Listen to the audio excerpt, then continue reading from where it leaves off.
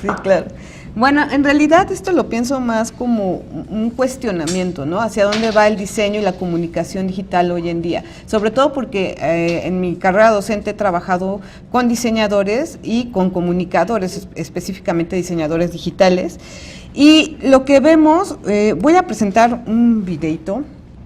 Déjenme que... se los presento al final para que tengamos tiempo de discutir sobre esto mejor.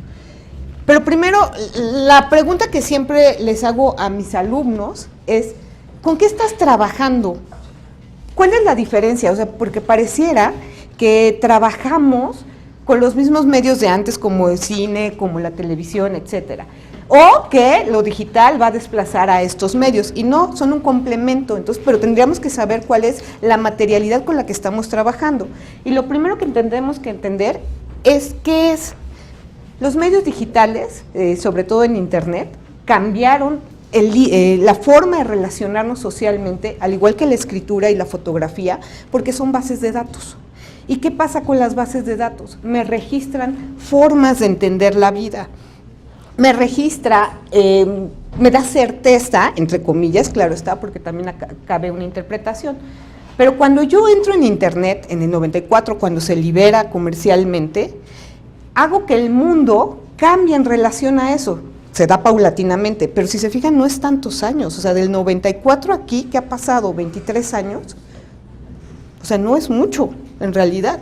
Y entonces, pero ha cambiado todo, hasta nuestra forma de comercializar, de enamorarnos, de querernos, de comunicarnos, de hacer periodismo, etcétera, ha cambiado. Y entonces de aquí viene la pregunta, ¿con qué estamos trabajando? Sí, con bases de datos, pero ¿cuál es la diferencia entre la escritura y la fotografía?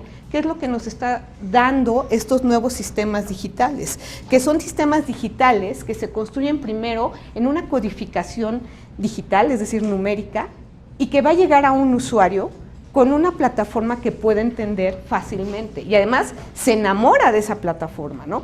¿Quién de ustedes usa Mac? ¿Quién usa Windows? ¿Aman sus computadoras en su plataforma? Es decir, su escritorio, si les cambian, por ejemplo, a los de Mac a Windows y los de Windows a Mac, ¿se estresan o no? ¿Por qué? Porque no te sientes en casa. Ay. Exactamente, ¿no? Es mi lugar, yo ya estoy codificado, tengo una relación directa con ese medio que me permite entender lo que voy a hacer como medio de trabajo. Y entonces, ¿qué pasa? Que esta plataforma que se me abre aquí, que puedo entender que ha sido programada en un sistema primero numérico y al que yo accedo por imágenes, por elementos que yo puedo codificar por mi experiencia cotidiana, también me permite otra cosa que no me permitía ver en periódico o en el cine o en literatura, este tipo de cosas, la interactividad. La interactividad no es algo que pertenezca a lo digital, hay que quedar claro, la interactividad tiene que ver con una relación entre dos elementos en donde se manda información, hay procesos y se genera una reacción. Pero eso es lo que hacemos en la vida, o sea, como seres humanos siempre estamos interactuando con el mundo, siempre estoy recibiendo información, no hay nivel de interactividad cero. ¿Por qué? Estoy pensando que ustedes ahorita están interactuando conmigo, sí. Pero además tienes aquí, ¿no? Estás haciendo sinapsis, o sea, claro, y eres un ente vivo. Estás aquí procesando todo lo que está acá afuera y, aunque no dé una reacción que se vea, sí estoy reaccionando al medio, estoy generando algo. Bueno, esto se hace una analogía para entender cómo funcionan estas cosas que nos cambiaron la vida, que son las computadoras, que son bases de datos que están codificadas y con los que interactúo. Yo escribo, o sea, ustedes es muy fácil, tienes aquí tu dispositivo, estoy texteando, ¿no? Le estoy mandando algo, estoy interactuando y además espero respuesta. Bueno, ese es el punto que es mágico para nosotros. Mágico en un sentido metafórico. ¿Por qué? Porque esto me permite relacionarme, interactuar. O sea, ya no solamente me siento a ver la película, ya no solamente me siento a leer la noticia, sino que además puedo responder. Esa interacción es lo que ha hecho que haya cambiado todo nuestro sistema en el sentido de comunicación, de diseño, a partir de la liberación de Internet. O sea, no es solo Internet, sino obviamente la construcción de computadoras y demás, pero que me dan acceso desde diferentes lugares, ¿sí? Entonces, hablamos de que estamos interactuando con estos medios, con estos textos, y lo que el diseñador y el comunicador tiene que tener bien claro es cómo funciona, porque si no lo tiene claro, puede generar, ahorita vamos a ver algunos ejemplos de cómo puedes echar a perder hasta la credibilidad de un producto, ¿no? Pero, por ejemplo, cuando hablamos de codificación, hablamos primero de que el sistema, como les había dicho, está hecho en un sistema digital. Luego, no se alcanza a ver muy bien, pero luego, los diseñadores digitales y los comunicadores digitales aprenden lenguajes. ¿Quién es diseñador aquí digital? ¿Qué lenguaje sabes de programación? HTML, CSS y un poco de JavaScript. Ok, pero no sabes el que hizo la computadora. Sabes el sistema medio que te permite construir una plataforma. Cuando construyes HTML, ¿en qué estás pensando? O en JavaScript, o sea, por ejemplo, que te permite interacciones mucho más profundas. Pues pienso en el usuario que va a trabajar con mi página. Ok, tú tienes que pensar a dos niveles, tanto el lenguaje que te entienda la computadora, ay, me estoy viciando, pero tanto el lenguaje codificado audiovisual que te entienda el usuario, porque el usuario no tiene por qué saber HTML, JavaScript, ni siquiera sabe, es más, hasta hay como un pensamiento mágico ahí de, ay, me va a responder, hay alguien allá adentro, no sé, ¿no? Pero es eso, tú como diseñador y comunicador tienes que entender esas cosas. ¿Por qué? Porque hay cosas que son viables y hay cosas que no son viables. Cuando empecé a hacer como investigación y sondeo sobre los diseñadores de cuáles eran sus retos cuando estaban trabajando ya, o sea, con los que ya formé y ya salieron y demás, me decían, es que de repente los jefes creen que esto es magia, o sea, tienen unos pensamientos y te piden cosas extraordinarias que no se pueden hacer. No, pues claro que no se pueden hacer, porque tú no tienes esa capacidad, habilidad y aprendizaje para generar esos medios. Además implica un costo. Pero ¿cómo se lo haces ver al jefe? Además, ¿qué equipos cuento? ¿No? O sea, hay muchas cosas en las que se enfrentan estas carreras, ¿no? Ahora. Hay un problema de audio. ¿Sí? Ya me desconecté. Yo solita. Ya me hice bolas. ¿Ahí estoy? Perdón. Ya me electrocuté aquí. No. Ah, sí, está. Ya no me voy a mover. ¿Me siento? No, está bien. Más bien estaba mal. Perdóname. Sí. Ok, hoy en día, aunado a este soporte material que tenemos, que son los cibertextos, que se llaman así, que son textos en donde están codificados digitalmente y permiten una interacción, ¿sí? Tenemos que entender qué está pasando con el diseño y la comunicación hoy. ¿Sigo o...? ¿Sí? Ok. Primero, hay un autor que establece muy bien por cuáles fases ha pasado el diseño. La primera es la construcción de la forma. Antes se quería una forma universal que pudiese llegar a todo mundo unificado. Pero eso no es viable, lo sabemos, por contexto. El contexto influye en la interpretación de las formas. Segundo, que se da mucho en los 80s, el diseñador y el comunicador generan símbolos que el usuario o el receptor, más bien todavía estamos hablando de receptores, acoge y los hace como suyos. Ejemplo, cuando salió Mac, yo no soy Mac, pero bueno, ¿qué idea había de Mac? ¿Quién tenía Mac?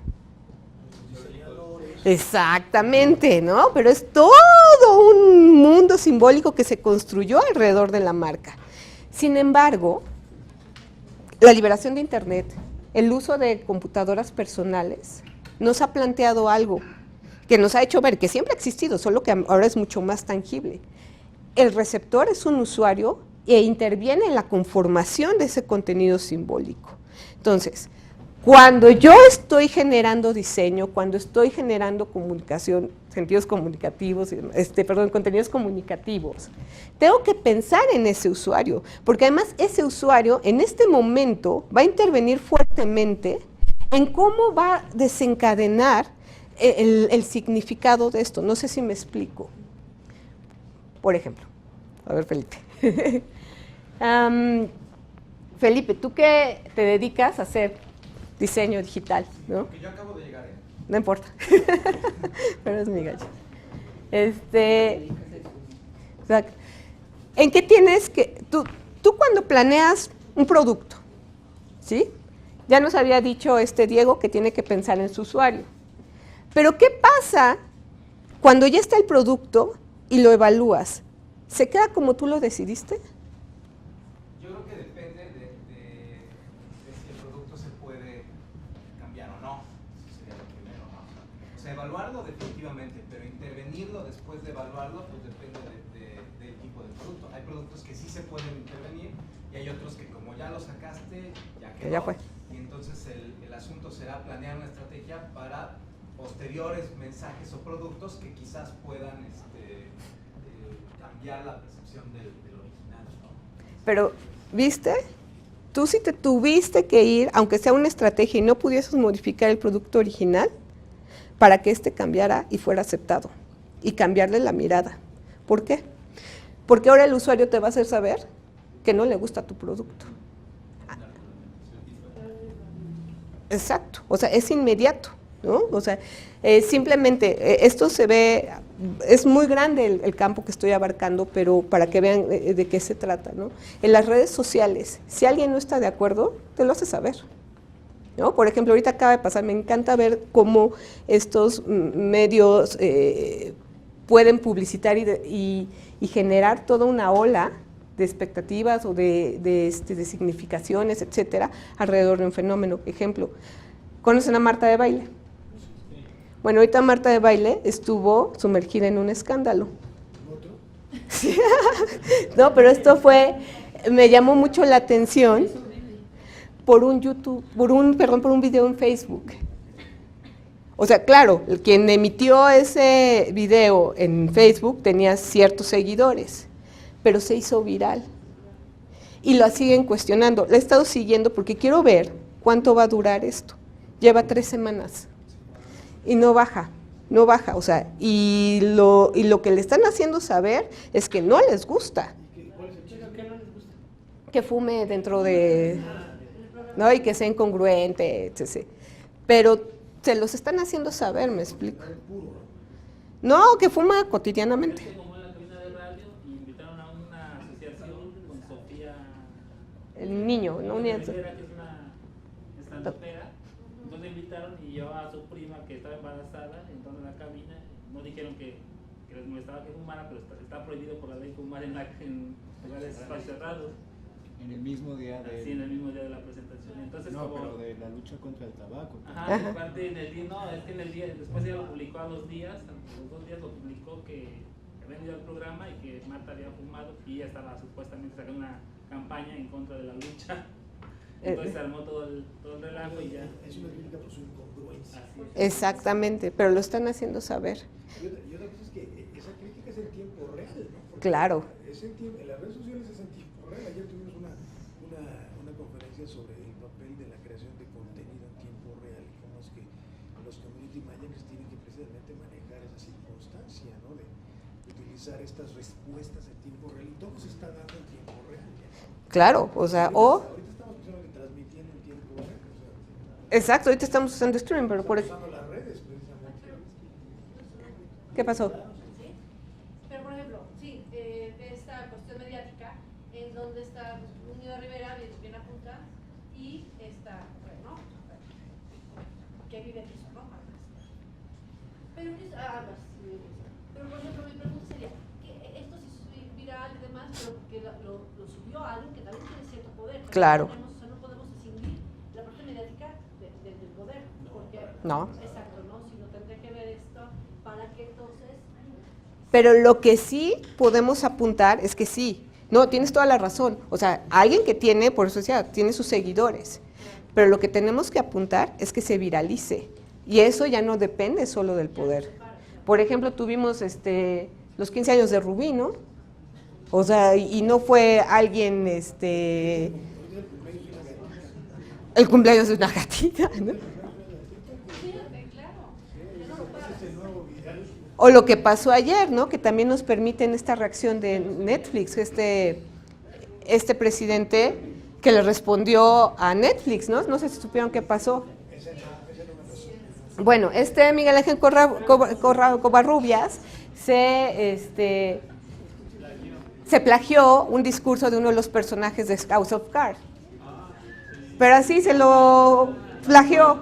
Netflix, como está al tanto de lo que está pasando, le responde en ese momento y luego él mismo le vuelve a responder. Claro que no hay ningún contenido político, pero sus 5 minutos de fama ya los tiene y ya está visto.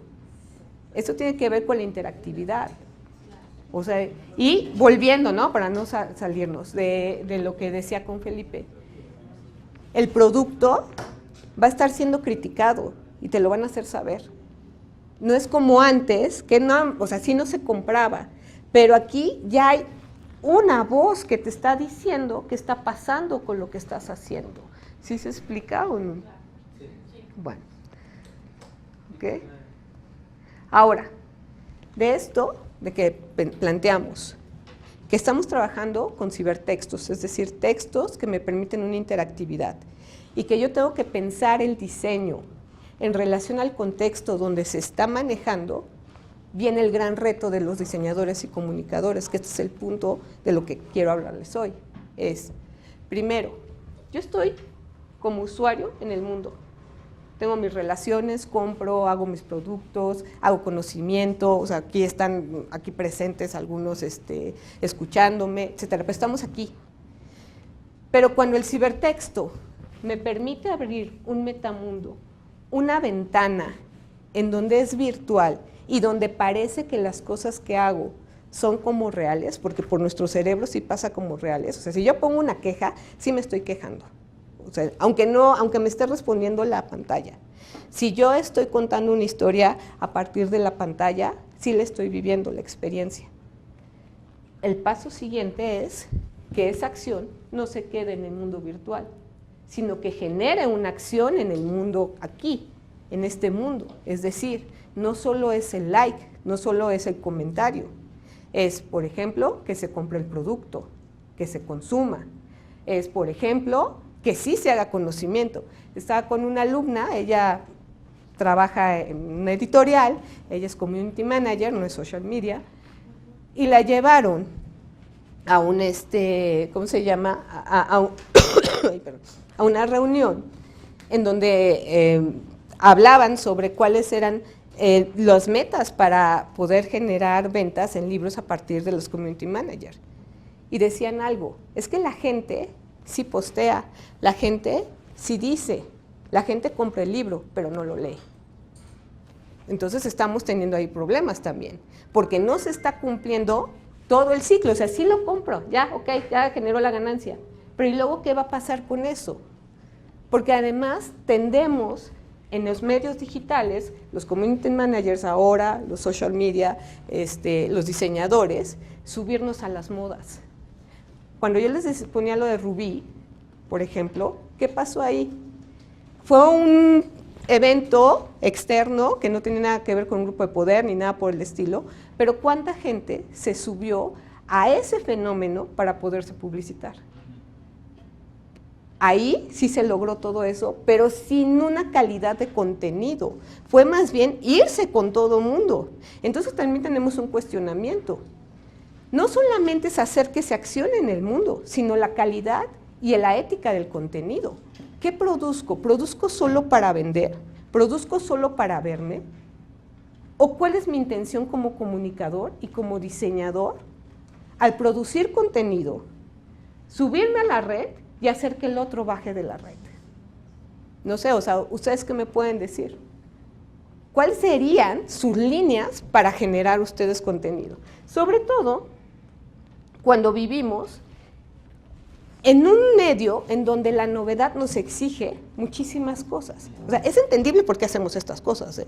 Porque la novedad me dice, tienes que ser todo nuevo, ahorita. Además, tengo que adecuarme a la nueva plataforma, tengo que adecuarme al nuevo dispositivo. O sea, hay otra forma de ver videos, hay que hacerla, 360 grados ahora. Todo el mundo tiene que ir atrás de esa continua novedad de elementos. Y además, a mí como diseñador, como creadores de contenido, me exigen que sea innovador. ¿Pero qué es ser innovador?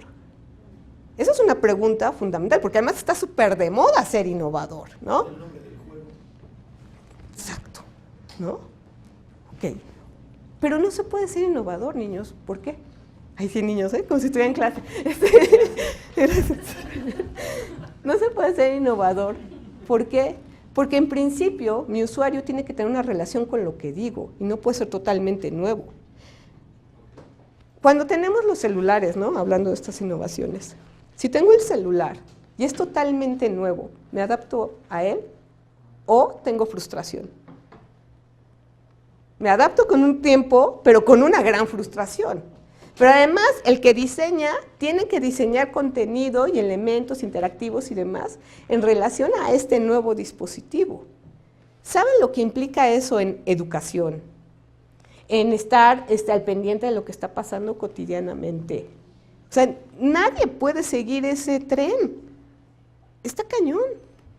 De verdad que es muy complicado. Y además siempre estás temblando. Me acuerdo como hace 5 años, no tengo muy bien la fecha establecida, pero cuando amenazaba HTML5 con sacar ActionScript del mercado, ¿no? Todos los diseñadores empezaron a deprimirse, y ahora de qué voy a vivir, qué quién sabe, ¿no? O sea, tengo que aprender otra plataforma, tengo que aprender otro lenguaje, Estamos viendo ahí que se demanda. Y nos estamos enfocando más bien en estas cuestiones espectaculares y no en lo que decía hace rato, en la calidad de contenido y en la ética, que ese es un gran reto. Por ejemplo, me acuerdo mucho cuando salió 360 grados de YouTube y ya pudimos tener nuestros cascos semivirtuales hechos a mano, aquí de cartoncito, y todo el mundo empezaba a hacer videos 360 grados. ¿Con qué finalidad? O sea, se gasta una y otra vez. Y así pasa. Me acuerdo cuando salió realidad aumentada. Híjole, o sea, hasta yo tomé un curso, me acuerdo, ¿no? Ahí programando a ver que saliera la cosa ahí en la pantalla y demás. Todos los centros comerciales ponían su pantalla de los dinosaurios y de que si bajaba. ¿Y qué pasó con eso? Fueron horas invertidas. Igual que pasó cuando nacieron las páginas web ya con animación ActionScript, que todo el mundo quería su video, todo el mundo quería sus sonidos aquí, wow, para que llegara el usuario, clic, lo pagara y le habían invertido. Entonces, ¿a qué le apuesta un diseñador y un generador de contenido? Porque por estar con este rollo de estar siempre en la novedad, en que vamos a generar mejores cosas y en la esperanza de que todo va a ser mejor, hacemos estas cosas. No sé si se acuerdan. De muy mal gusto, ¿no? Sí. Pero había que subirse al tren. No voy a decir de qué, pero ahí, ¿no? Malísimo. Pero eso es lo que pasó también directamente con Ruby. O sea, no me pueden decir que no es la misma lógica. ¿Qué le estamos enseñando entonces a nuestros generadores de contenido y a nuestros diseñadores para subir contenido ahorita y que no se pierdan en un mar de información? Porque además la web ya también es un panteón, ¿no? O sea, imagínense cuántos textos están ahí fluctuando, cuántas páginas HTML están ahí. ¿Cómo le hacen? O sea, más que dar respuestas, yo lo que planteo es que tenemos que hacer un alto y revisar sobre los contenidos que estamos generando, tanto visuales, tanto interactivos, tanto como de sentido simbólico. ¿Por qué? Porque si no pasa lo que les decía. Claro, Nestlé se tuvo que disculpar y demás. Esto no fue un error. Eso fue intencional en ese momento. Ay, suena chido, ¿no? Va. Pero también tiene que ver con cómo estamos educando a los diseñadores y a los comunicadores. Los estamos haciendo técnicos, además. Lo que les faltó fue una lectura política Claro, de lo que significaba el término ayotzinapa. sí, claro, pero es eso, porque no tienen, Pero un mínimo criterio ético. Pero si hubiera tenido una- Humanismo básico. Sí, claro, pero aquí, porque ellos se quisieron montar en el término ayotzinapa por el que estaba de moda. Por eso, Pero digo, o sea, el mecanismo es, tú ve qué es lo que está ahorita sonando, cuélgate de ahí y vas a tener exposición, ¿no? Ese es un poco el mecanismo publicitario, ¿no? Y además Entonces Ayotzinapa estaba sonando. una lógica muy capitalista. claro, Es decir, cualquier cosa que produzca plusvalía, vale. pero ese es el gran problema del diseño. Ahorita el diseño y la comunicación están produciendo más problemas que resolverlos. ¿Por Por- qué lo dices? ¿Por esto que dice Diego? Claro, Porque están por la ganancia nada más. sí, o sea, en realidad, lo hablaba hace rato con Joyce, ¿no? Que estábamos viendo sobre un proyecto y no es que estemos preocupándonos hacia dónde van estos proyectos. Estamos formando técnicos. Y eso lo digo desde las escuelas, o sea, que sepan los mejores programas, que siempre esté actualizado, que sepa las plataformas. Ahora ya salió ¿cómo se llama esta red social del fantasmita? Se me fue. Snapchat. Ah, ahora todos nos subimos en el Snapchat. Todo el mundo lo sabe usar. Instagram, ¿no? Que es un medio publicitario muy ¿Sabes? importante. Lo que pasa es que ayer precisamente platicábamos con los mercadólogos, no antier, con los mercadólogos, y lo que pasa es que el mercadólogo está buscando al consumidor, ¿no? Claro. Usar el micrófono porque tenemos gente en streaming. ¿Dónde estaba yo? En que el mercadólogo. El consumidor, los mercados están buscando al consumidor, ¿no? Y el consumidor hoy en día pues es joven, ¿no?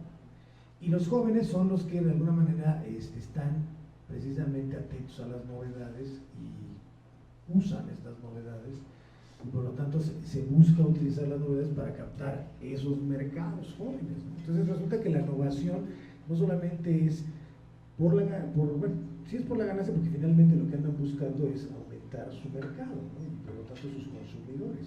Pero en este caso son los jóvenes los que impulsan la innovación, fíjate, porque los jóvenes sí absorben todo esto, y están buscando innovaciones.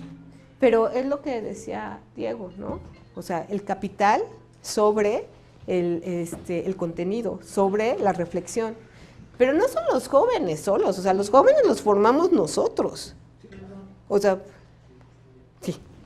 Sí, justo veo desde la academia, creo que sí podemos ver, justo retomando tu idea, es primero, si los jóvenes no salen de las coladeras solitos, ¿no? Ya sé jóvenes, ya salen, sino que bueno, hay toda una currícula con ética o menor ética.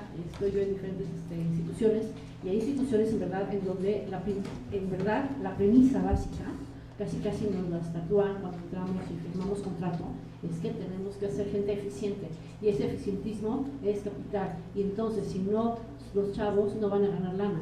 O sea, son en verdad, sin decir marcas de escuelas, la verdad, instituciones, meterme en ellas, sí, esa es una premisa.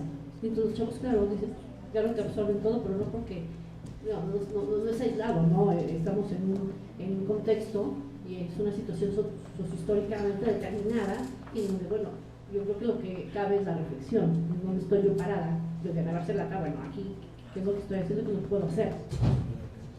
Pero sí, todo por espanto, ¿no? Pero sobre lo que decías de esto, o sea, sí, es cierto que las instituciones de este tipo nos plantean estas exigencias, ¿no? Más o menos, a grosso modo. Pero también, ¿qué pasa del lado en donde, por ejemplo, se quiere generar contenido y no se puede unir este sentido de poder estar en la red y estar en la discusión? Es decir, si yo quiero generar un proyecto educativo, también tengo que usar esas herramientas que me está planteando el mercadólogo. Tengo que entender a esos públicos, porque si no también nos vamos a aislar. Es cierto que hay sectores, y siempre ha habido sectores y grupos que tienen sus productos y los siguen y demás. Pero es momento de ver ¿cómo podemos equilibrar estos dos? Porque no podemos tener un gran contenido con una forma que no es atractiva, que no es accesible, que no está pensando en el usuario, y por el otro lado no puedo tener solo forma que es atractiva, vacía, y que lo que le importa es generar ganancia. Porque, como les decía al principio, la finalidad es accionar aquí, pero accionar para generar algo. No solo que se quede en lo virtual. O sea, ¿saben lo que es el slacktivismo? El slacktivismo es el activismo social de sofá, ¿no? Ahí estoy a favor de las ballenas, like, ¿no? Bueno, ¿y? O sea, ¿qué pasa, no? O sea, pues ahí con su Starbucks o con, no sé, sentado, qué sé yo. Pero no está produciendo nada más allá, se quedó ahí. Ok, compré el libro, como les decía, pero tampoco está produciendo más. Ahora los community managers generan contenidos en relación a un producto que ya va a pegar, pero se están olvidando también de que hay otros productos que se tienen que mover. No estamos entendiendo a nuestros grupos sociales. Cuando yo veo Instagram, que es una plataforma que me atrae mucho porque yo soy altamente visual, sí veo estos personajes que construyen la foto, que se ven en la foto, que dicen algo en la foto y tienen seguidores. El problema es que ya no me transmiten más. ¿Qué vamos a hacer con esas plataformas? Porque entonces pareciera que estamos destinados a solo crear puras imágenes visuales con contenido corto y que ya no hay más reflexión. Alguna de las plataformas, de los medios que a mí me gusta es Pictoline. Ellos entendieron a su usuario.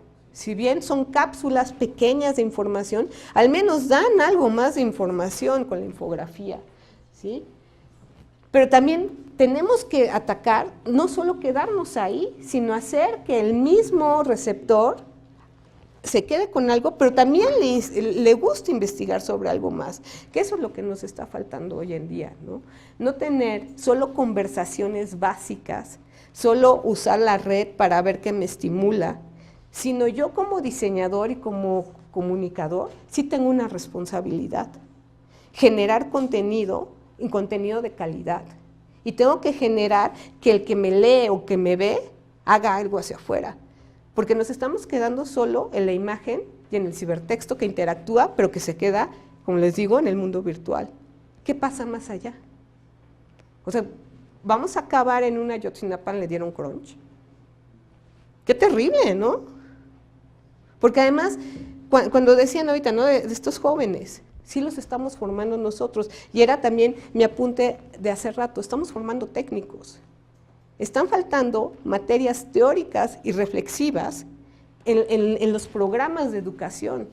Se está quitando la semiótica, se está quitando la filosofía, la historia del arte, se están quitando todas estas materias, la sociología, que son importantes para el diseñador y el comunicador. O sea, el diseñador, cuando llegan mis alumnos, le digo, ¿qué esperabas cuando yo te iba a dar clases de diseño? Ay, pues que iba a dibujar bonito.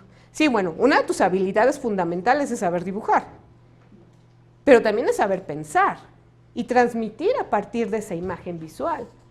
Pero ¿cómo le voy a exigir a un chavito que me haga una reflexión en una imagen o en un contenido si no ha leído más allá, si tiene los mismos referentes? Tenemos que hacer esto.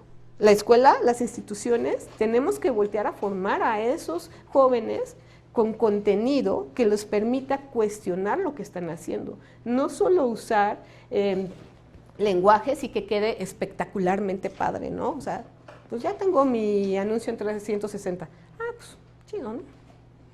O sea, ya tengo Do It Yourself, medio que me saca recetas de cocina y ahora me inserta a la de fuerza un anuncio, pero que no me deja nada. No está pasando nada, ¿eh?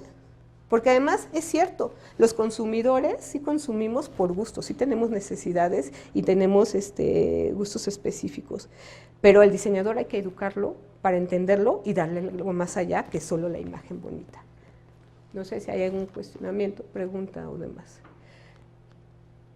Fíjate, lo que pasa es que nosotros aquí en comunicación, por lo menos desde mi punto de vista, tenemos tres tipos de perfiles, ¿no? O sea, está el comunicólogo.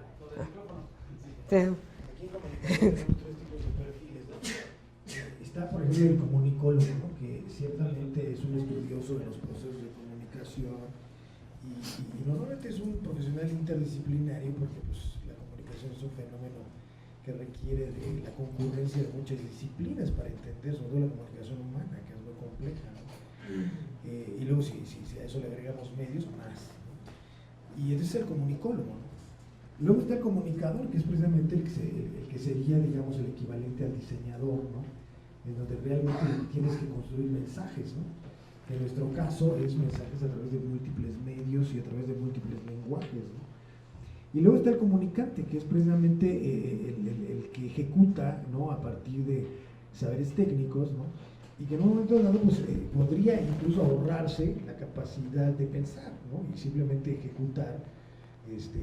Pero bueno, yo sigo pensando que incluso el realizador o el técnico que ejecuta realmente tendría que tener esta conciencia de la que tú hablas, ¿no? ¿En diseño pasa lo mismo? Sí, claro, porque... ¿Tienes esos tres perfiles? No, bueno, tengo a alguien que es como el mercadólogo, que es el que piensa, ¿no? El diseñador, que ejecuta las ideas a partir del branding, ¿no? Se me fue, no es branding, ¿cómo se llama el libro? El brief, perdón, sí, perdón. Y después, pues ya se sube, ¿no? No tengo el que ejecuta en ese sentido. Pero hay algo que me llamó la atención que decías ahí, ¿no? Que el que crea las imágenes. Pero es que estamos pensando en que el diseñador solo crea imágenes. No, el diseñador piensa las imágenes y ese es el gran problema. El diseño, de hecho, es una de las cosas que discutimos justamente aquí en nuestra división de Ciencias Ciertas para el Diseño. Tiene, ya sabes, que una maestría, un doctorado de Ciencias Ciertas para el Diseño. Y lo que pasa es que el diseño se aplica a todo, ¿no? Todo puede ser diseñado, ¿no? O sea, por ejemplo, en mi campo que es la educación, pues el diseño es fundamental, el diseño de objetos de aprendizaje, el diseño de plataformas educativas. Entonces, realmente el diseño se aplica a cualquier actividad, realmente es una forma de pensamiento, diríamos, ¿no? Es una forma de pensamiento estratégico, inclusive, digamos. Para resolver un problema. Para resolver problemas. Que en el caso de los gráficos, pues problemas de orden visual, ¿no? Pero ese es ahí el problema, ya me voy a ampliar, ¿no? O sea, ya no solo lo digital. El problema del diseño, como decía hace rato, está provocando muchos problemas. Así sonó redundante, pero en vez de solucionarlos. ¿Por qué? Porque está generando, como bien decía Diego, a partir de generar capital. No está diseñando por el otro 90%. Hay un movimiento en el mundo que se llama Design for the Other 19%, es decir, la otra población que también necesita que le resuelvan problemas, pero no se le están resolviendo los problemas. ¿Por qué? Precisamente porque no genera capital, ¿no? O sea, de que hay problemas que diseñar, que resolver, perdón, sí los hay, pero lo que pasa es que no estamos teniendo un enfoque y una ética para generar ese diseño. No estamos formando diseñadores para eso, estamos formando diseñadores para sumarse a la, ¿cómo se llama? A la formación de capital. Diseñadores comerciales. ¿Y qué es lo que les atrae muchas veces, no? Hacer animaciones, pero la animación podría tener un contenido muy padre para ayudar a otras causas. O sea, no estoy satanizando, no, al contrario, son herramientas que tenemos, pero tenemos que voltear a otro público, ¿no? De eso tendríamos que plantearnos ahora. Sobre todo porque también está muy de moda, aparte de ser innovador, ser creativo, ¿no? O sea, se ha metido en este rollo el que todo, tienes que estudiar para ser creativo, pero ¿qué es ser creativo? Tenemos escuelas como en Stanford con IDEO o Design Thinking, que es de IDEO también, o por ejemplo MyLab, que nos plantean promesas, ¿va? Hace hipótesis, plantea soluciones, evalúa, pero ahora se ha hecho un mundo tan altamente económico que voy a vender la fórmula, ¿no? Ya hasta hablamos en algunas partes de la creatividad que genera economía, ¿no? Entonces tenemos que plantearnos cuál es el reto ahorita del diseñador y del comunicador y sobre todo en el digital. ¿Solo crear imágenes para crear contenido que se va a perder o va a ser algo que va a plantear en el mundo aquí? No sé, o sea, que van a ver, más que yo darles las respuestas, eso es más bien invitarlos a una reflexión sobre esto, ¿no? No sé, dudas, preguntas.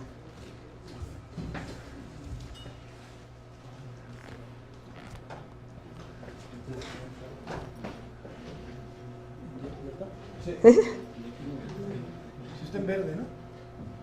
Sí.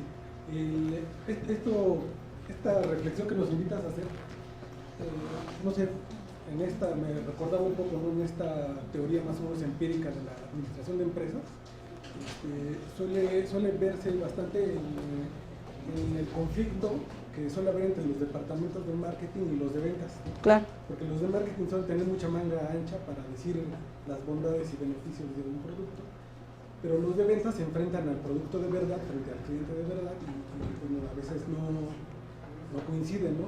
Pues creo que esta reflexión incluso a las mismas empresas que buscan desarrollar su capacidad, pues creo que les conviene también, ¿no? Es decir, cerrar un poquito esa brecha entre lo que vende el marketing y lo que como producto tiene el estante, ¿no?, el vendedor, ¿no? Claro. Porque muchas veces pues, no se coincide, ¿no? Y lo pienso incluso, a mí me interesa sobre todo la parte política, ¿no?, de marketing y política, ¿no? Porque igual las bondades o las capacidades de un personaje, de un político, de una personalidad, pues en las redes sociales se manejan de un cierto modo, incluso su programa, su proyecto, ¿no? Pero las experiencias bajo administraciones de ciertas marcas, digamos, partidistas, pues el conocimiento que tiene la gente pues es bastante, suele ser bastante diferente, ¿no? Claro que es un problema que estás acotando que no es que lo vayamos a resolver ahorita, pero yo sí creo algo, que solo podemos transformar esta sociedad no en la inmediatez, sino a partir de la educación, y es un tramo muy largo. O sea, como decía hace rato, los jóvenes no nacieron de las coladeras, como decía la compañera Diana, ¿no? Pero tenemos que empezar a ver que la educación, tanto en diseñadores, comunicadores como en general, tiene que cambiar. O sea, tiene que cambiar sus valores, o sea, hacia dónde va, ¿no? Por ejemplo, tocando sobre esto, ¿se acuerdan que empezaron a regalar las tablets? Sí. ¿Y eso garantizaba el conocimiento? Pero era un hit político, ¿no? Y ya estamos altamente tecnologizados. Las escuelas ya tienen tablets. No hay luz, pero tenemos tablets, ¿no? ¿Quién más quiere participar? A ver, Omar. Hola. Hola. Gracias por la conferencia. Bueno, nosotros como equipo tenemos un proyecto sobre alfabetización digital para padres y maestros, que creemos que pues, es necesario, ¿no?, que estén alfabetizados definitivamente. Pero bueno, algo que decías, ¿no?, de que el acceso a la tecnología no garantiza pues nada, ¿no? Y creemos que parte de cómo podemos empezar con los padres y maestros es hacerles ver que son partes de una nueva etapa, era digital, y que ubicarlos en su contexto, ¿no? ¿Cuál es la importancia de que aprendan? Más que estar comunicados, que ya todo ha cambiado y que tienen que estar junto con esto, ¿no? Pero después de esto, entramos en el problema de entre lo creativo y lo que es lo innovador, lo creativo. ¿Cómo podríamos, o sea, queremos desarrollar estrategias justo para eso, ¿no? Para que sea un apropiamiento correcto de las TICs, pero la parte de creatividad y la innovación, pues eso es justo lo difícil, ¿no? Que ese parece que es el reto actual, ¿no? Lo que decías, que ser creativo y ser innovador y esto tiene que ser, pues sí, imprescindible, ¿no? Digo, no es imprescindible. Eso. Ok, sí. No, sí queda claro. Bueno, a ver. Sí, pero respondiendo rápido, más que irte porque se ve espectacular, yo te diría que sea funcional para tu grupo. Es decir, alfabetizar en las TICs no es fácil, sobre todo porque las generaciones pasadas tenían una relación con los medios de otra forma, era procesual, y ustedes no son procesuales, abren una pantalla y eleccionan. O sea, la relación que yo tengo con este dispositivo es que se me abre un mundo, y en un mundo yo elecciono. Pero a ellos era, mete la hoja, hazle bla, bla, bla, ¿no? O sea, hay paso tras paso, es cambiar esa forma de acceder al medio. Lo único que te diría, no es que se vea más bonito, como diría, sino que sea funcional para ellos, ¿no? Sí, esto resuelve lo analógico. Exactamente, ¿no? Hola. Bueno, yo creo que, vamos a ver, en primera instancia, pues sí es un problema muy grande, ¿no? Se puede abordar desde... Es grande y complejo. Muy complejo.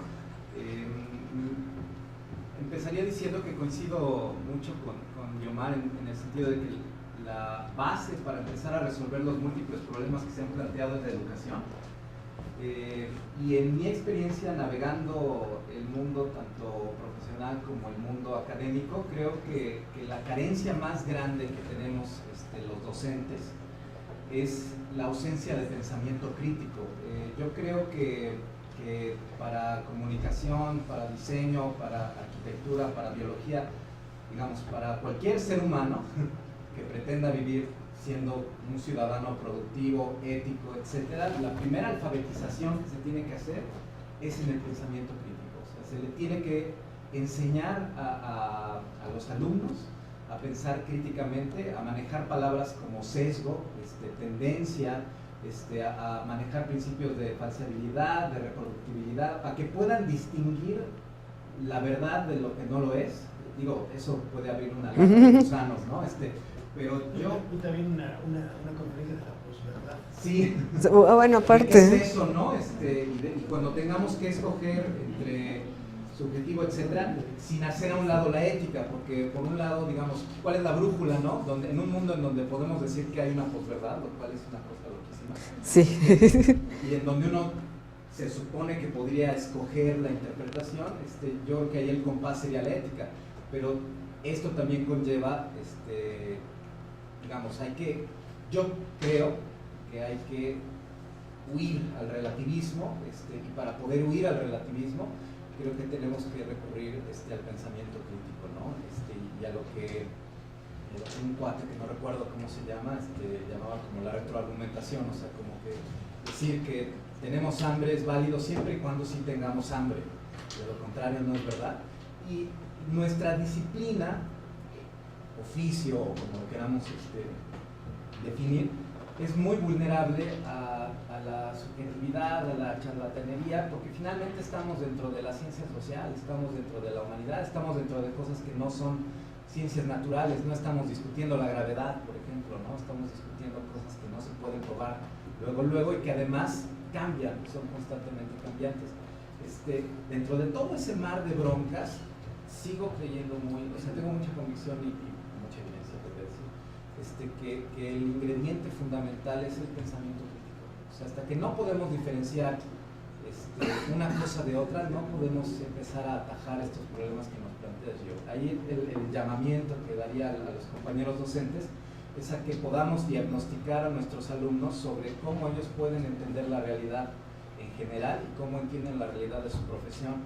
¿Por qué? Porque el sistema educativo del cual provienen la gran mayoría de nuestros chicos no es el mejor y no enfatiza el pensamiento crítico. Entonces sí hay una parte remedial en donde todos como docentes tenemos que tomar una responsabilidad y antes de enseñarles a usar Photoshop o de enseñarles qué experiencias son vacías o cuáles no, tenemos que enseñarles a pensar por ellos mismos, ¿no? Pero eso, ¿no? No solo es el medio, sino qué dices. No en el medio, en la sociedad. Pues. No, o sea, me refiero, no solo es enseñarle a usar una técnica, es enseñarle, como bien dices, a pensar. Yo también quisiera platicar que creo que una de las tareas como reto para los próximos egresados, las siguientes generaciones, y también para nosotros como docentes, es la enseñanza de los lenguajes. Y estos nuevos lenguajes de programación, por un lado, si uno no los aprende, por lo menos conocerlos, pero también aprender otros idiomas, otros lenguajes, como bien inglés, fundamental aprender bien inglés, y a lo mejor francés, alemán, chino, ruso, portugués, ¿no? Que son justamente en donde vamos a poder interactuar. O sea, el mundo latinoamericano, de pronto el mar se nos acaba y necesitamos interactuar con otros de otros países. Es posible que nuestros estudiantes más adelante tengan clientes o proyectos en otros idiomas y no puedan acceder a ellos por no conocerlos, idiomas humanos e idiomas de computadora. Entonces creo que sí es una tarea bien importante el trabajo lingüístico que a lo mejor yo no los domino, pero sí debo promover que mis estudiantes aprendan otros idiomas. Claro. Ese es un reto doble. Claro. ¿No sé, alguien?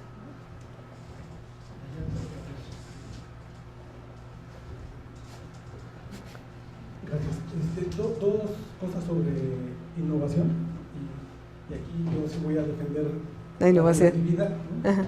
Porque cuando se habla de innovación, me da la impresión de que se habla de que trabajamos con piedras y papel o trabajamos con última tecnología, ¿no? Ajá. Y la verdad es que creo que hay mucho trecho, ¿no?, entre ambas cosas, ¿no? Yo lo he visto, ¿no? Innovación de veras a veces es poder redactar una cuartilla de manera propia. Innovación a veces es poder enseñarle a alguien a hacer su cuenta de correo electrónico. Es decir, la innovación hay como muchos niveles, ¿no? Y depende de, como decías, de la alfabetización. En términos de alfabetización pues hay mucho que hacer ahí. La innovación puede partir en muchos pedacitos, ¿no? Lo que me lleva al otro punto. Innovación también suele tener que ver con el tema de emprender, ¿no? De generar uno su propio medio. Cuando igual tú generas tu propio medio con una idea, ¿no? Y en este caso estoy pensando en un medio más o menos grande como Vice, ¿no? Como Vice News. Ellos suelen tener el dilema de que son una empresa pues, joven, ¿no? Tratan de tener contenidos atractivos, vistosos y demás, pero al mismo tiempo buscan tener contenidos, lecturas largas, ¿no? Heavy readers y estas cosas. Entonces tienen que trabajar un poco ambas cosas, ¿no? Entonces sí, tienen documentales, tienen videos 3D, pero también tienen textos largos, tienen Big Data y periodismo de datos. Entonces hay como distintas maneras de abordar el problema, ¿no? Y en este sentido, pues depende. Claro.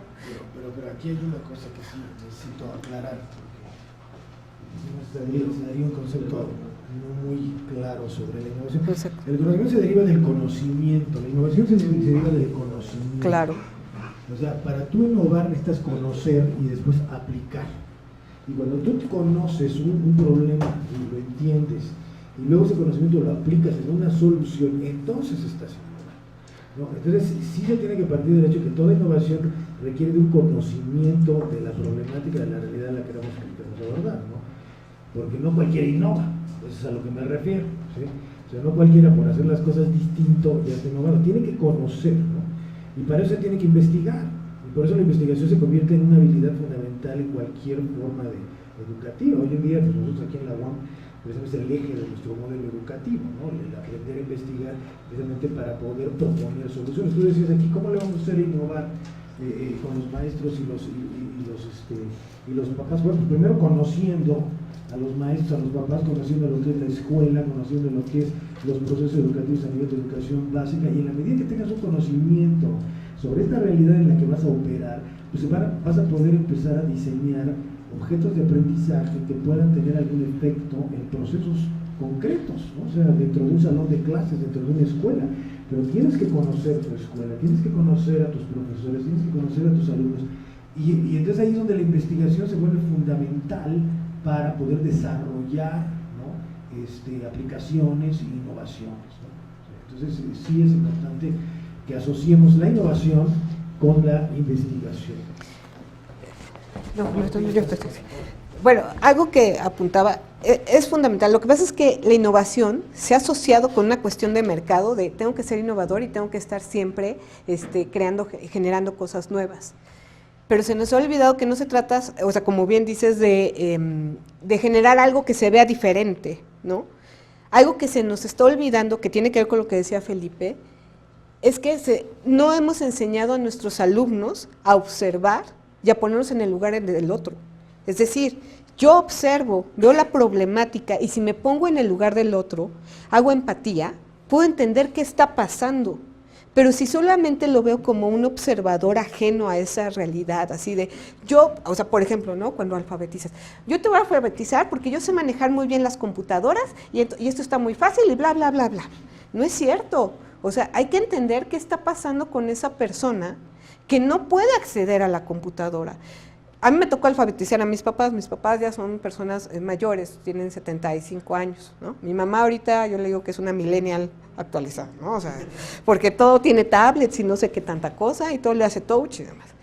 Pero me costó un trabajo, porque no era decirle, dale enter, no, es decir, a ver mamá, tú estás ante esta pantalla y funciona de tal forma, ¿qué harías? O sea, es ponerse en el lugar del otro. La innovación no solo requiere, como bien dices, de verse bonito y espectacular, es de generar una solución que no ha sido puesta por alguien más, pero que sí está resolviendo el problema. O sea, no es espectacularidad. Si yo pienso, ok, por ejemplo, Vice, ¿no? ¿Por qué me dices que tiene contenido fresco y es contenido actual? ¿Qué es lo que lo hizo innovador? Si está usando video, texto para heavy reader, ¿no? Cápsulas, o sea, está usando lo mismo de siempre. Porque además también tendemos a esto, ¿no? Que lo digital no tiene nada que ver con el cine, no tiene nada que ver con la televisión, de repente somos nuevos, o sea, aquí con lo digital y nacimos de la nada, ¿no?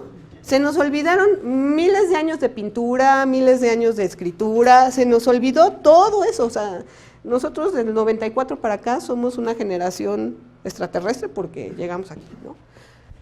Hay que entender que tenemos procesos que ya introyectamos de cómo vemos el mundo. O sea, tener perspectiva, usar, por ejemplo, ¿no? Cuando les están enseñando 3D a los chavos de usar las lámparas y demás, eso tiene que ver con pintura. Es una ilusión. Estoy generando ilusión a partir de luces. Pero hay que enseñarle al chavito que no tiene que dibujar directamente en la computadora. Tiene que aprender a dibujar afuera y observar y hacer la síntesis en el pensamiento en donde algo tridimensional se vuelve bidimensional.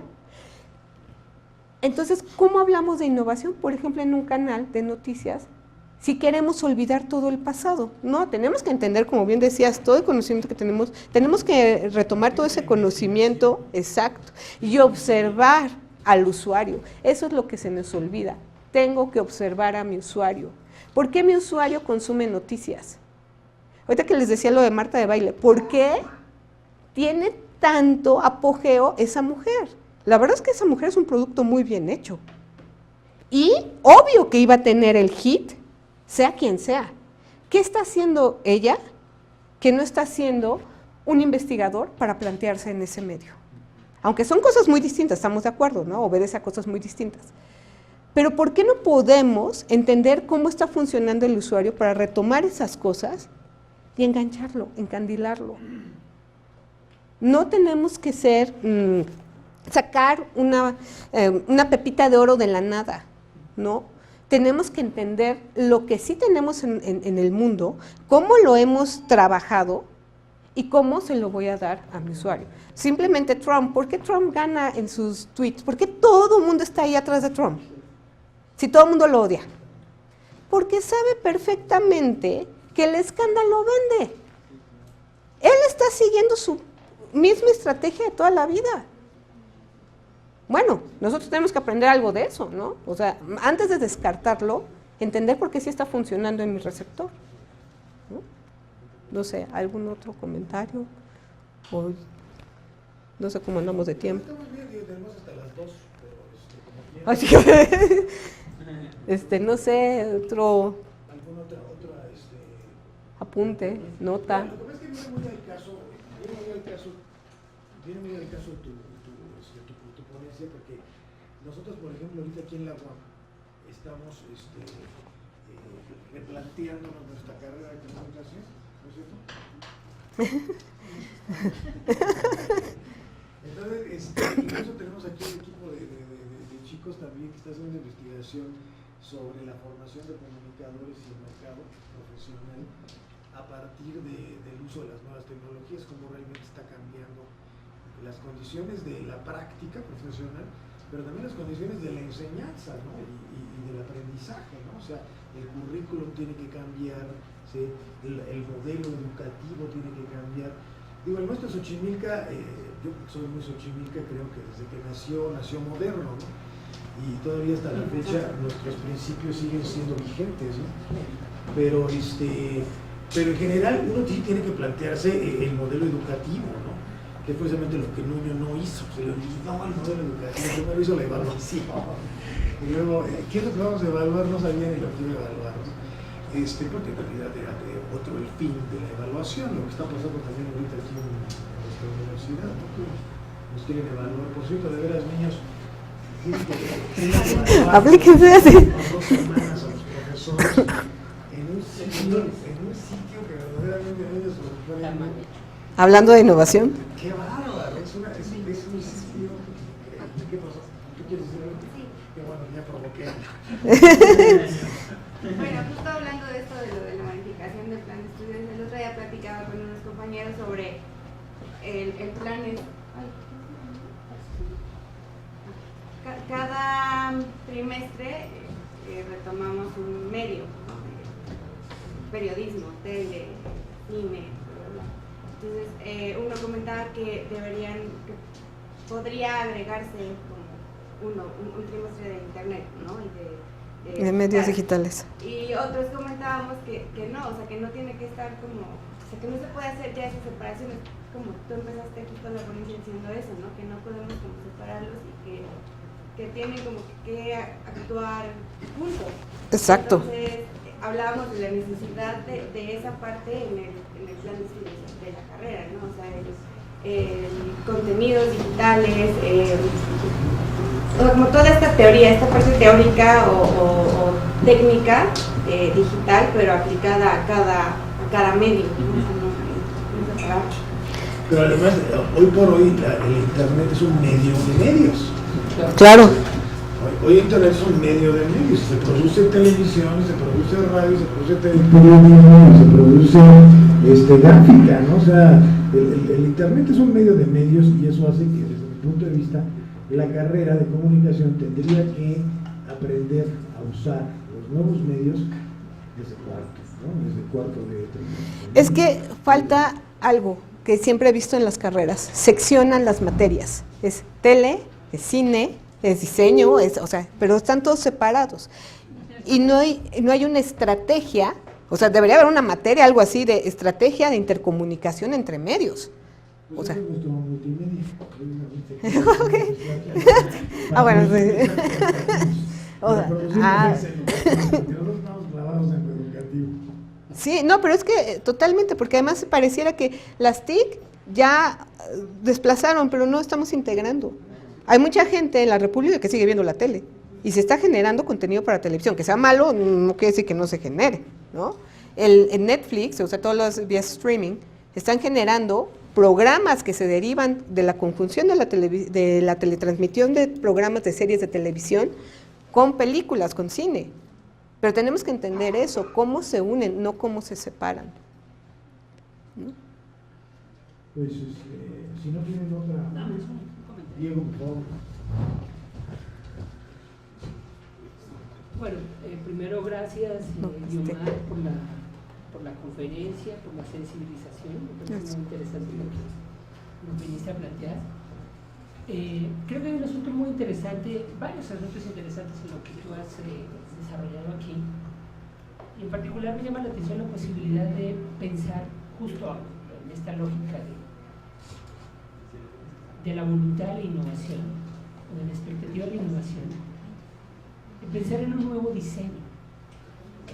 Es decir, un diseño organizado por otros parámetros, con otra lógica, definido por otra racionalidad, claro, y con un código distinto, que apuntaría más, no sé, un diseño ético, un diseño teleológico, que quizás podría poner en juego esa posibilidad de la construcción de otra clase de lenguajes.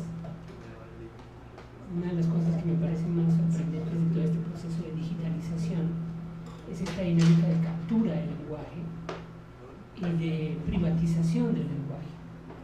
Y si uno piensa en una metáfora, es casi como si una empresa privada empezase a registrar las palabras, los giros sintácticos y irse apropiando progresivamente la gramática. En ese sentido sí se requiere una nueva lógica y una nueva racionalidad del diseño. Estaría guiada por justamente este ideal de la otredad de que tú hablabas en algún momento, y esta perspectiva de pensar que el lenguaje puede tener una lógica y que en realidad esa es su lógica originaria, constituida fundamentalmente de la expectativa del diálogo, de la construcción de la conversación, más que de la imposición de las significaciones. Ese me parece que es un problema de fondo, es decir, es pensar el diseño del lenguaje es el elemento central del diseño. Todo diseño lo que hace es trabajar con lenguajes. Entonces, pensar el lenguaje como un recurso para imponer significaciones o pensar el lenguaje como un territorio para construir campos de conversación y para generar horizontes de encuentro, de problematización, de intercambio de perspectivas, de multiplicación y ampliación de la pluralidad. Entonces un poco lo que yo me pregunto es si tiene sentido. Yo no soy diseñador, no sé nada de redes digitales, no soy ingeniero, nada de eso, ¿no? Ahora sí que estaría como tu mamá. Sí. Más o menos. Sí, manejo de una manera muy rudimentaria todo esto. Pero componen parte de las tecnologías, de los usos, de las formas en que se ejerce la técnica, estoy inconforme, ¿no? Y pienso que se necesita desarrollar una estrategia distinta, claro. Especialmente imaginar los horizontes. Entonces, lo que me preguntaría es si tendría sentido plantearse justo otro diseño, otra lógica de diseño, otro campo completamente distinto de diseño, definido por estos parámetros distintos. Es que yo creo que el diseño nació con esos parámetros. Lo que pasa es que las instituciones, al querer vender una carrera de diseñador y que fuera fast, así, ya, rápido, tú eres un diseñador, te nombro tal, tú eres programador, tal, hicieron modelos de diseño que fueran prácticos, como fast food, ¿sí? Los hicieron técnicos, o sea, y eso es lo que tiende ahorita en las escuelas, hacerlos técnicos. Pero el diseño tiene esta lógica que tú planteas desde el principio. O sea, es decir, pensar para qué voy a generar algo. Un problema que yo me encuentro en todas las escuelas que trabajo es la falta de conceptualización. Los chavos no saben conceptualizar y desde ahí tenemos un problema porque no hay un diálogo. Conceptualizar es saber qué voy a hacer, para qué lo voy a hacer y cómo lo voy a hacer. Pero eso deviene de lo que decías, conocimiento, observación, planificación, ideación y evaluación. Como lo que hace el chavo ahora que se le enseña es, cópiate esto que está bonito, o sea, mira, la tendencia es tal. Ahora vas a usar a tal y lo vas a hacer así. Pero no hay un proceso de reflexión que es a lo que apuntaban hace rato. No es que se tenga que cambiar, más bien tendríamos que replantearnos, o sea, que el diseño sí se tiene que pensar. No son fabricantes de imágenes, no son fabricantes de productos, en cualquier área del diseño. Y en comunicación no son fabricantes de textos, de información, no. Son seres pensantes que deben reflexionar sobre lo que están haciendo y generar un diseño. Generar un contenido, pensarlo, no solo copiarlo, porque estamos en la era del copy-paste, de esto se ve padre, esto funciona, por eso el dichoso tren del, lo voy a decir ya, del tren del mame, es tan exitoso, porque me sé la fórmula, me subo y ya, pero ya no hay nada. En cambio, y es lo que apunto con mis alumnos, ¿no? ¿Quieres estar de moda? Hazlo. ¿Quieres sobresalir como diseñador? Piensa como diseñador, piensa como comunicador. Entonces, más bien es replantear, si bien hay materias que ya no nos funcionan, porque también ha cambiado mucho las formas de producción, las formas de comunicarnos, etcétera, es replantear que sí necesitamos una carga de materias reflexivas importantes, que se relacionen directamente con la producción, porque es igual que lo que pasaba, tele, cine, bueno aquí por ejemplo modelado, HTML, tal, y por acá historia del arte, ¿no? Por acá filosofía de la imagen, por acá, ¿Y cuándo se hace la relación? Eso es lo que nos falta, eso es lo que nos falta integrar en los chavos. Si generáramos un diseño actual, si lo planteáramos desde lo que nos estás compartiendo, sería no cambiar en el sentido de totalmente innovador el diseño, sino más bien plantear un diseñador o un comunicador que sea reflexivo, que sea holístico. No, ¿eh? El libro de Donald Schoen, los diseñadores reflexivos. Okay. La formación de reflexivos, es un libro, ¿no? Muy famoso. Sí, incorporar las cuestiones de género, por ejemplo, sería algo así bien. Pero primero, o sea, antes de plantear, bueno, yo esto es mi perspectiva, ¿no? Pero antes de plantear una materia que hablara de feminismo, plantearía una materia que hablara de género. O sea, no, porque pasa en todo, ¿no? Que nos acotamos a una línea y no la relacionamos con lo demás. O sea, necesitamos tener un pensamiento mucho más complejo, ver por qué suceden las cosas, por qué se relacionan, por qué el HTML, que es como otro lenguaje a aprender, se tiene que relacionar con lo que ves en la pantalla y que el usuario pueda acceder a eso. Ah, no puedes hacer esto, no, porque no va a funcionar porque tu usuario no lo va a entender. Alguna vez estuve discutiendo con un ingeniero, ya sabes, ¿no? Los pleitos ahí entre diseñadores, ingenieros y demás, que decía, es que al usuario no se le tiene que poner una botonera, un botón, para decir que hay que regresarse de la página o adelantarse de la página. Cosas tan tontas como esa, ¿eh? Pero desde ahí empezamos la reflexión, ¿no? O sea, ¿cómo no se lo voy a poner? No se lo debes de poner porque lo haces flojo. O sea, perdón, pero tu trabajo es hacer que la página sea usable para él, porque tú tienes que ponerte en el lugar de él, porque por ese botoncito no voy a entender el contenido de todo lo demás. O sea, cosas tan tontas, cosas de composición, cosas de cuánta información necesito, o sea, cosas que son básicas en la imagen, que ni siquiera tienen mayor profundidad en el sentido de reflexión, pero que tendría que reflexionarlo. ¿Por qué tengo que poner un tamaño del font tal? Para que mi abuelita lo pueda leer también. Se ve increíble tu página, pero ¿qué crees? No se puede leer. Está padrísimos tus gráficos, pero la usabilidad es malísima. Y luego tu gráfico está acompañado de una información y no se entiende nada. Pero eso tiene que ver con algo que se conecta aquí. No se trata de aprenderse fórmulas, es generar algo aquí en el estudiante, que conecte y reflexione. Sinapsis. No, va a venir la inteligencia artificial y los va a sustituir. No, y de hecho sí, o sea, eso se enfrentan, ¿eh? Ahorita la inteligencia artificial va a acabar con muchos trabajos. Pues un aplauso, por favor.